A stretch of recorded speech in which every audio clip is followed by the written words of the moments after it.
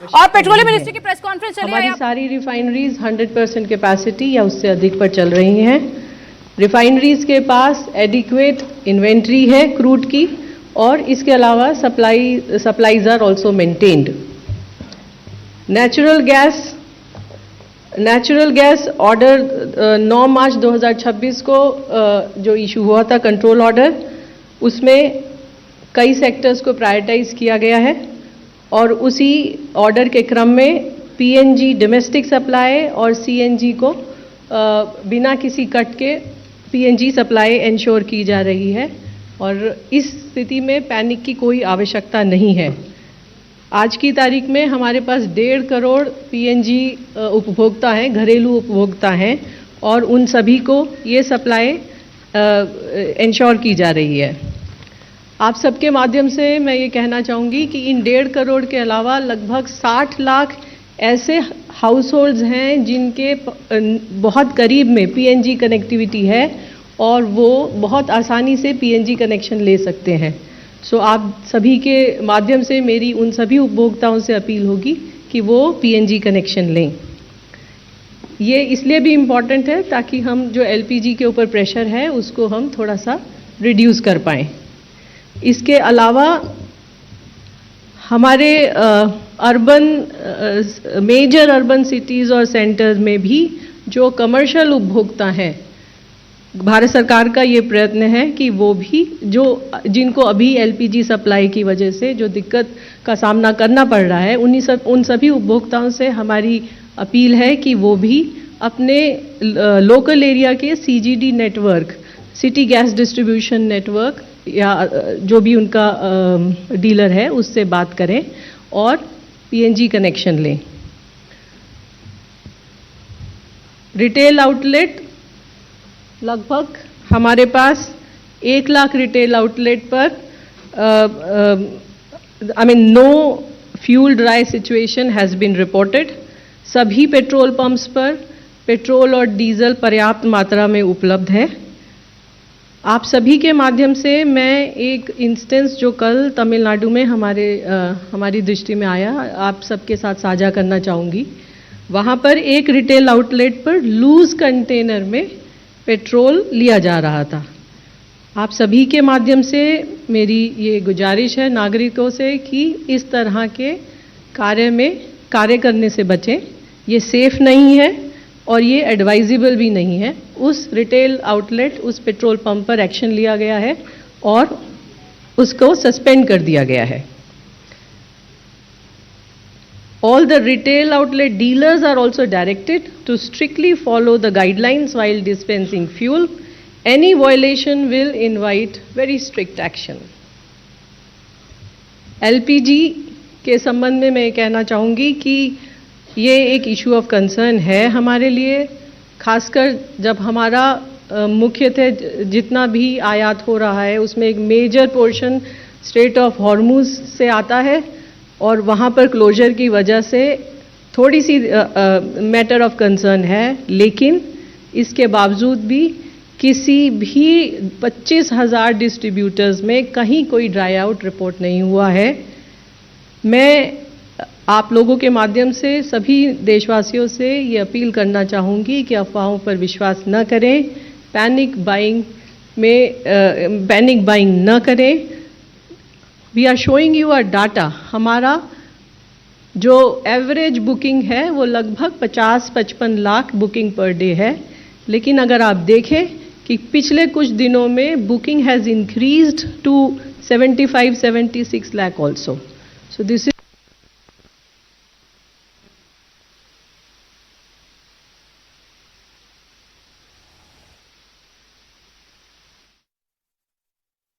पहले भी डिस्ट्रीब्यूट करते थे अपने डिस्ट्रीब्यूशन नेटवर्क के द्वारा, और वो हम आज भी कर रहे हैं।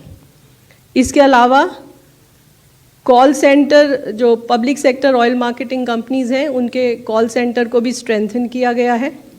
कॉल सेंटर में सीट्स को बढ़ाकर 400 और टेलीफोन लाइंस को भी बढ़ाकर 650 कर दिया गया है, ताकि लोग वहाँ पर अपना ग्रीवेंस रजिस्टर करा पाएँ। इसके अलावा एक मुख्य चीज़ जो मैं आप लोगों की आप लोगों को बताना चाहूँगी वो ये कि ब्लैक मार्केटिंग और होर्डिंग पर भी एक्शन लिया जा रहा है।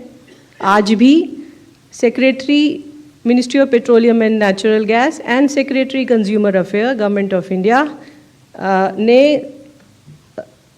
एक मीटिंग किया है स्टेट्स के, यूनियन टेरिटरीज़ के सभी secretaries, food and civil supplies departments के साथ, और उनको प्रिवेलिंग सिचुएशन से अवगत कराया है। इसके साथ ही the states have been assured of the continuous coordination and cooperation with regard to fuel supplies in the country.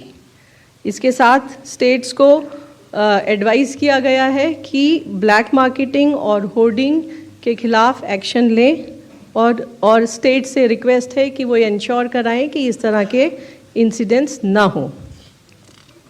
इस संदर्भ में मैं आपको एक और बात बताना चाहूँगी कि ब्लैक मार्केटिंग और होर्डिंग को रोकने में डिस्ट्रिक्ट एडमिनिस्ट्रेशन का, डीएम्स का, एसपीज का एक बहुत इम्पॉर्टेंट रोल है, और they are our tools to stop this hoarding or black marketing if it is happening anywhere.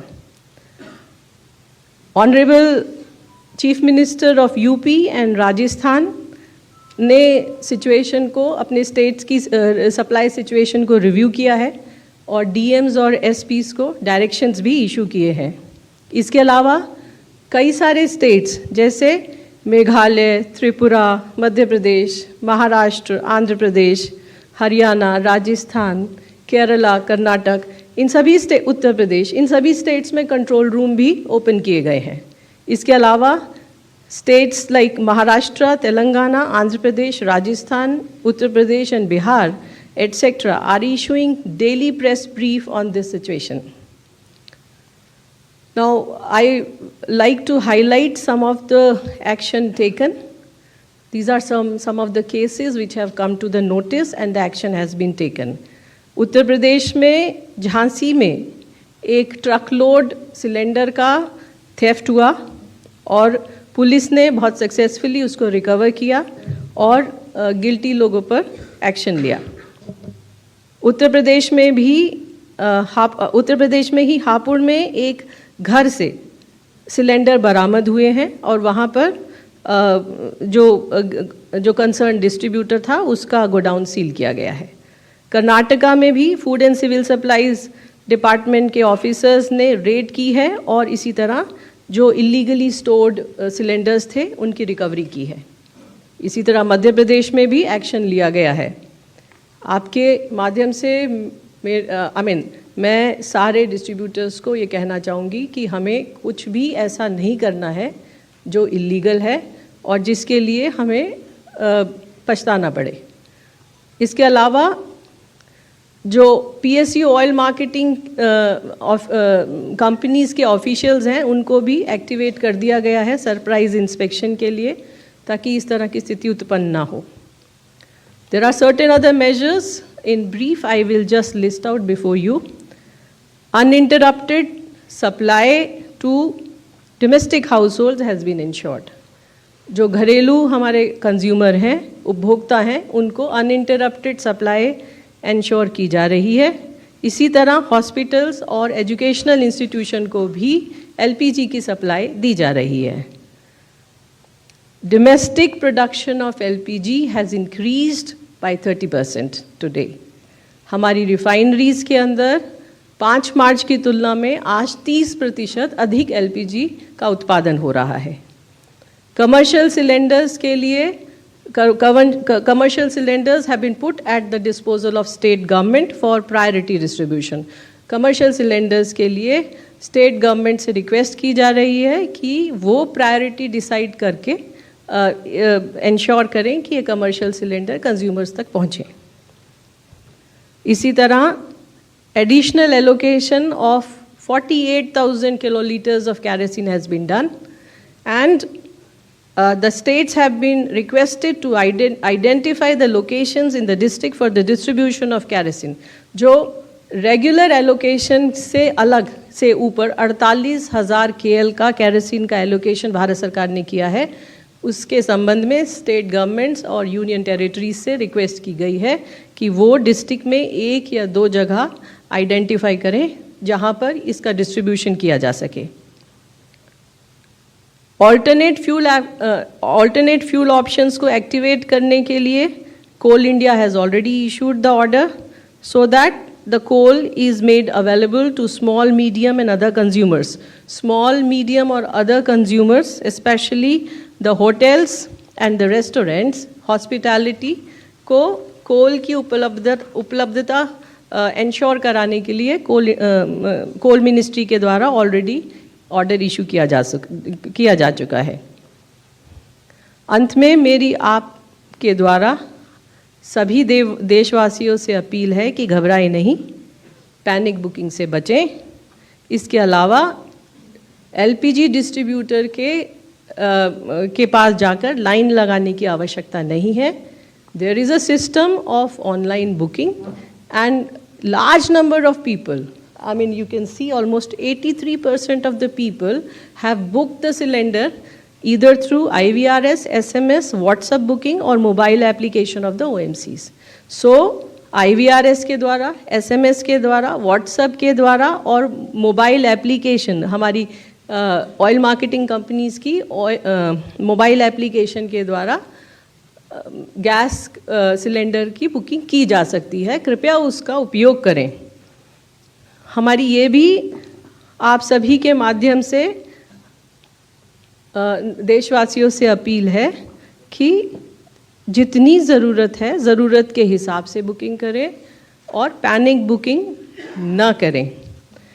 And in the end I request the media to help disseminate correct information and rely on official sources so that unnecessary panic can be avoided. Thank you. धन्यवाद। अब मैं ministry of port, shipping and waterways के विशेष सचिव राजेश कुमार तो petroleum ministry की तरफ से ये साफ कर दिया है कि घरों में गैस सप्लाई की कोई दिक्कत नहीं है, पेट्रोल पंप पर तेल की कोई कमी नहीं है। हालांकि एलपीजी गैस सिलेंडर्स की कुछ किल्लत चल रही है, उसको लेकर पेट्रोलियम मंत्रालय की तरफ से ये कहा गया है, इस चीज को माना गया है। लेकिन जो पीएनजी यानी कि पाइपलाइन नेचुरल गैस जो आपके घरों तक पाइपलाइन के जरिए पहुंचती है, वो भी 24 घंटे उसकी सप्लाई चलती रहेगी। सीएनजी यानी कि जो आपकी गाड़ियों में गैस भरी जाती है उसमें भी कोई कमी नहीं है, वो भी आपको प्रॉपर 24 घंटे सीएनजी पंप्स पर मिलती रहेगी। यानी कि जो एलपीजी को लेकर दिक्कत चल रही है उसके लिए ये अनुरोध भी किया गया है लोगों से कि लगभग 60 लाख ऐसे हाउस होल्ड्स हैं जिनके घर के पास पाइपलाइन की सुविधा है, वो एलपीजी की जगह अब पीएनजी पर शिफ्ट करें ताकि वो उस सुविधा का फायदा उठा सके और जो एलपीजी है उस पर इंडियन नाविक हैं। इसके अलावा टोटल गल्फ रीजन में करीब 23,000 इंडियन नाविक हैं जो across merchant, harbour, offshore vessel वगैरह में काम कर रहे हैं और डीजी शिपिंग इन सभी से निरंतर तरीके से संपर्क बनाए हुए है। जो उनकी इंगेजमेंट एजेंसी है, आरपीएसएल कहते हैं उनको, रिक्रूटमेंट एंड प्लेसमेंट सर्विसेज लाइसेंसी, वो डीजी शिपिंग के लाइसेंसी होते हैं, उनके द्वारा जो हमारी भारतीय मिशन है इन कंट्रीज में उनके द्वारा और जो भी और स्टेक होल्डर हैं उनके द्वारा, इन सभी से संपर्क लगातार बना हुआ है। इस पे एक डीजी शिपिंग ने एडवाइजरी भी जारी की थी 4 मार्च को, निरंतर करती रहती है, समय समय के अनुसार करती रहती है। एक 4 मार्च को पुनः जारी किया है और वो कम्युनिकेशन डीजी शिपिंग सभी को एक साथ भेजता है। तो करीब 7.5 लाख जो इंडियन सीफेरर हैं सभी को डीजी शिपिंग ने एक कम्युनिकेशन भेजा, इस एडवाइजरी को भेजा, जिसके थ्रू जो डीजी शिपिंग की 24/7 हेल्पलाइन है उसके कॉन्टैक्ट डिटेल कि कोई भी असिस्टेंस, किसी भी तरीके की आवश्यकता हो, सहायता की ज़रूरत हो तो आप डीजी शिपिंग से संपर्क कर सकें, इसके लिए उनको अपडेट किया है। ये निरंतर करते रहते हैं बट इस परिस्थिति में विशेषकर से दोबारा किया है। इसके अलावा 28 फरवरी से डीजी शिपिंग की जो 24/7 कंट्रोल रूम है, डीजी कॉम सेंटर बोलते हैं उसको, उसमें 28 फरवरी के बाद, ये निरंतर चलती है, पूरे साल चलती है, बट 28 फरवरी के बाद से इस सेंटर में करीब 2425 कॉल रिसीव हुई हैं और करीब 4,500 ईमेल रिसीव हुए डिफरेंट सीफेयर से, सीफेयर के फैमिली मेंबर्स से और अदर स्टेक होल्डर से किसी भी प्रकार की सूचना की जानकारी के लिए या किसी मदद के लिए। और इसी संदर्भ में डीजी शिपिंग ने जो भारतीय नाविक हैं गल्फ रीजन में जिनका एम्प्लॉयमेंट का टर्म खत्म हो गया, वो साइन ऑफ कर चुके हैं शिप से, उसमें करीब 200 भारतीय नाविकों को भारतवर्ष में वापस लाने का भी सफलता से किया और वो भी हमारी एम्बेसीज के क्लोज कोऑर्डिनेशन के साथ किया। और जैसा मैंने बताया, मैं इसको रिआइट्रेट कर रहा हूं, दोबारा बोल रहा हूं कि सारे भारतीय वेसल्स और सारे उस पे भारतीय नाविक, उनकी एक्टिव मॉनिटरिंग हो रही है जिससे उनकी सेफ्टी और सिक्योरिटी इंश्योर हो सके। जो डीजी शिपिंग की एडवाइजरीज हैं उसके कुछ मुख्य बिंदु मैं बता रहा हूं। डिटेल्ड एडवाइजरीज हैं, सारे लोगों को जाती हैं, सारे स्टेक होल्डर्स को जाती है, सारे शिप ओनर्स को जाती है, सारे नाविकों को जाती है। बट इन एडवाइजरीज के कुछ मुख्य बिंदु मैं बता रहा हूं। डीजी शिपिंग की जो कम्युनिकेशन सेंटर है, डीजी कॉम सेंटर, जो 24/7 चलती, उस हेल्पलाइन को या उसके ईमेल की मदद लें किसी भी आवश्यकता के समय। सेफ्टी इंस्ट्रक्शंस हैं वो फॉलो करें, जो भी लोकल अथॉरिटी जारी करती हैं या हमारी मिशन, जो भारतीय मिशंस हैं बाहर, वो जारी करती हैं, उसको फॉलो करें। जो भी जहाज हैं, हमने भारतीय फ्लैग के जहाज हैं, उसको शिप शोर सिक्योरिटी ड्रिल्स को कवर करें जिससे कि किसी प्रकार की थ्रेट्स, वो ड्रोन से हो या लॉयटरिंग म्यूनिशन से हो या किसी तरीके के असिमेट्रिक अटैक से हो, उसके लिए सिक्योरिटी ड्रिल्स को फॉलो करें। और डीजी शिपिंग या मिनिस्ट्री ऑफ एक्सटर्नल अफेयर्स की कोई भी एडवाइजरी या अपडेट जाती है तो उसको रेगुलरली मॉनिटर करते रहें। ये कुछ बिंदु मैंने बताए, एडवाइजरीज थोड़ी और डिटेल भी हैं। अब मैं पोर्ट के ऑपरेशंस के विषय में कुछ बिंदु बताता हूं। पोर्ट के ऑपरेशंस पूरे भारतवर्ष में स्टेबल हैं और सारे मेजर पोर्ट और अदर देन मेजर पोर्ट्स जो स्टेट मैरीटाइम बोर्ड के अंतर्गत भी आते हैं, उनके लिए एक स्टैंडर्ड ऑपरेटिंग प्रोसीजर जारी किया हुआ है जिससे कि वो सारी शिपिंग लाइंस और एक्सपोर्टर्स के साथ समन्वय बना के रखें, उनके साथ कोऑर्डिनेट करें और उनकी कोई भी ग्रीवांस हो उसको टाइम बाउंड बेसिस पे रिड्रेस करें। हर मेजर पोर्ट पे एक सिंगल पॉइंट ऑफ कांटेक्ट भी बनाया गया है नोडल ऑफिसर की तरह से और वो सभी को कम्युनिकेट किया गया है। एलपीजी वेसल्स को, एलपीजी कैरियर वेसल्स को मेजर पोर्ट्स पे प्रायोरिटी बर्थिंग दी गई है और ports have also implemented facilitation measures such as permitting storage of affected Middle East bound cargo as transshipment cargo, alloting additional storage space, ad hoc vessel berthing, prioritizing handling of perishable and returning export cargo, expediting back to town movement in coordination with customs and enhancing bunkering support wherever feasible. इस crisis जो gulf reason में स्थिति है उसमें unfortunately, जैसा मैंने कल भी बताया था, 3 कैजुअलिटी, भारतीय नाविकों की 3 कैजुअलिटी रिपोर्टेड हैं। एक नाविक मिसिंग है। इसके अलावा 4 नाविकों को थोड़ी इंजरी हुई थी, लेकिन अब सभी बाहर आ गए, जिनको इंजरी हुई थी सब बाहर आ गए हैं और उनको मेडिकल ट्रीटमेंट दिया जा रहा है।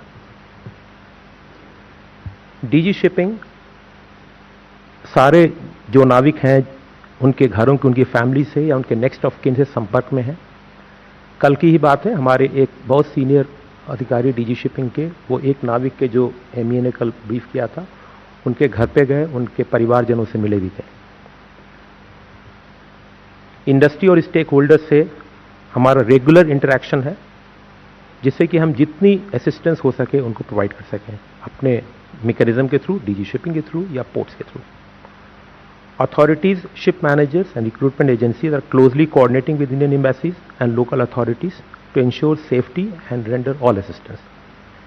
Ministry of Ports, Shipping and Waterways, we continue to closely monitor the prevailing maritime situation in the Persian Gulf region, which is continuously evolving.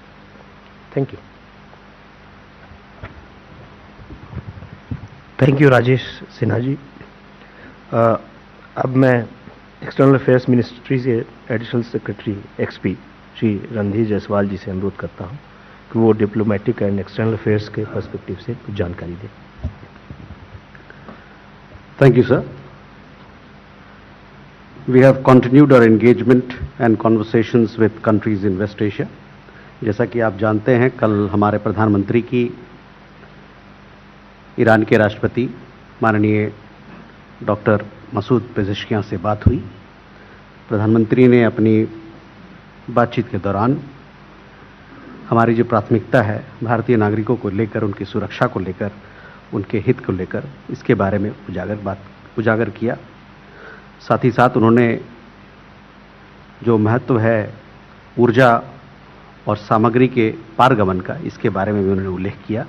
प्रधानमंत्री ने गहरी चिंता जताई जो वहाँ पर उस क्षेत्र में जो सुरक्षा की स्थिति बनी हुई है उस पर, और साथ ही साथ जो हम लोगों की पोजीशन, जो हमारा पक्ष है भारत का, कि डायलॉग और डिप्लोमेसी यानी कि संवाद और राजनीति का रास्ता लेकर लोग आगे बढ़ें, ताकि इस मसले को, जो मसला है वहाँ पर जो कॉन्फ्लिक्ट है, उसको ख़त्म किया जाए जल्द से जल्द।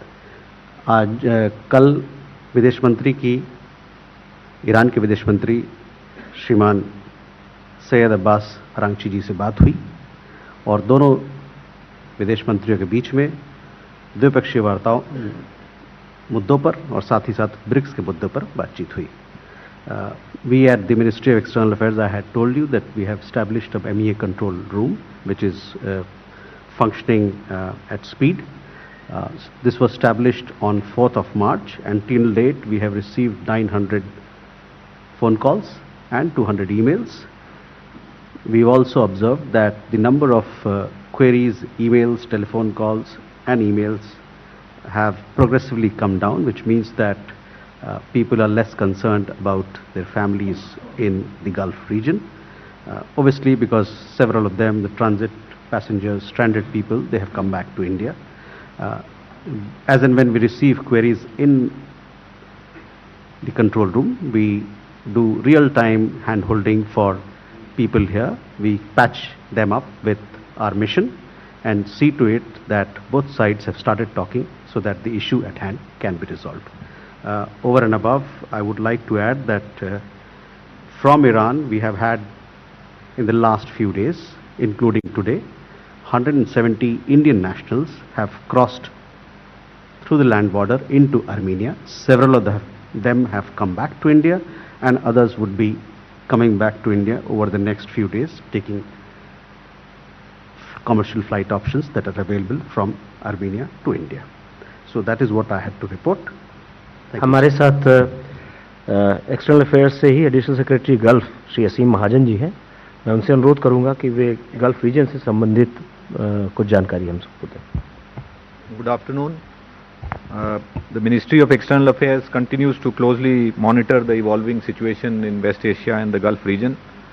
जैसे कि मैंने कल भी कहा था कि मैं दोहराना चाहूँगा कि पश्चिम एशिया और खाड़ी के क्षेत्र में रहने वाले और कार्य करने वाले लगभग 1 करोड़ भारतीय नागरिकों की सलामती, सुरक्षा और हिफाजत हमारे लिए सर्वोच्च प्राथमिकता है और हमारे मिशन भी नियमित रूप से जारी की जा रही एडवाइजरों में अन्य बातों के साथ साथ भारतीय नागरिकों के लिए और सहायता हेल्पलाइंस के बारे में, उड़ानों की उपलब्धता, हम उनकी कॉन्सुलर सर्विसेज और मिशनों और कौंसलों द्वारा स्थापित बाकी समन्वय तंत्र की जानकारी भी दी जा रही है।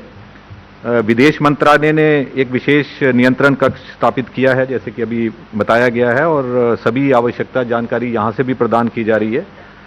हम राज्य सरकारों के साथ भी लगातार संपर्क बनाए हुए हैं, यूनियन टेरिटरीज के साथ भी हमारा संपर्क लगातार, सबके साथ हमने मैकेनिज्म सेटअप किया है जिसमें हम लगातार उनको हेल्पलाइंस पे, बाकी उनसे इंफॉर्मेशन शेयरिंग के लिए संपर्क बनाए हुए हैं। हमारे जो इस दूतावास और उन्होंने भी केंद्र समस्त क्षेत्र में भारतीय समुदाय को जानकारी प्रदान करने और सहायता प्रदान करने के लिए 24 घंटे काम करने वाली हेल्पलाइंस और वो भी स्थापित करी गई हैं।